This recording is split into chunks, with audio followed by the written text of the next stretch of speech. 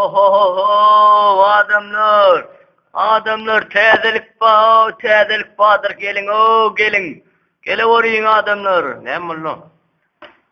Futbol oluyor adamlar futbol. Kim bilen kim oynaşıyor? Brezilya Türkmenistan. Hayatta onlar deşerler lan. Ay Türkmenistan oynuyor. Nerede oluyor oyunu? Olimpi stadyonunda oluyor. Ne dayo?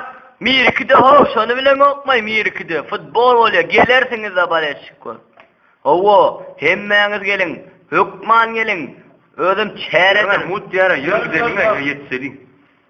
Yürü. Türkmenistan. Hani yetmedik mi? Bir Mayıs'ta vurur. Ayın temiri taraf yol ki. Ey bulu adamlar. Kune ne yapıyor? Yaptım ay vurur o. Bey. Yerime ya. O olca koyacaksın. Nerede turar o? Yerime ya. Stadyon. Stadyon mu işi? Yerime yer var ya. Yer ver.